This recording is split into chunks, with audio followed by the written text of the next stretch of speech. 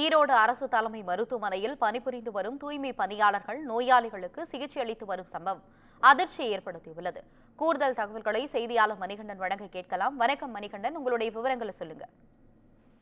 நிச்சயமாக ஆனந்தி, ஈரோடு அரசு தலைமை மருத்துவமனை பார்த்தீங்கன்னா தினந்தோறும் ஆயிரக்கணக்கான பொதுமக்களுக்கு சிகிச்சைக்காக வராங்க.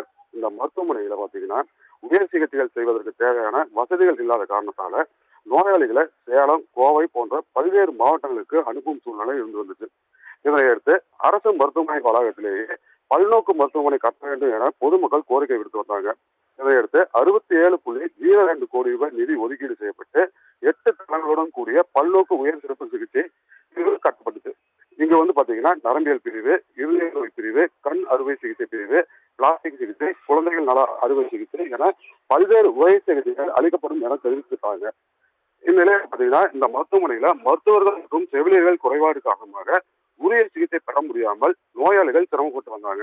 இந்நிலையில மருத்துவமனையில பணிபுரியும் தூய்மை பணியாளர்கள் நோயாளிகளுக்கு மருத்துவ சிகிச்சை அளிக்க துவங்கியிருக்காங்க. நோயாளிகள் அனுமதிக்கப்பட்டுள்ள இடத்திற்கு சுத்தம் செய்வதற்காக வரும் தூய்மை பணியாளர்கள் நோயாளிகளை பரிசோதனை செய்வது, ட்ரிப்ஸ் போடுவது போன்ற பல்வேறு பணிகளிலும் ஈடுபட்டு வராங்க. இந்த சம்பவம் தொடர்பான காட்சிகள் சமூக வலைதளங்களில் வெளியாகி உள்ள நிலையில் இது தொடர்பாக அரசு உரிய நடவடிக்கை எடுக்க வேண்டும் என பொதுமக்கள் கோரிக்கை விடுத்திருக்காங்க. ஆனந்தி, உங்களுடைய விவரங்களுக்கு நன்றி மணிகண்டன்.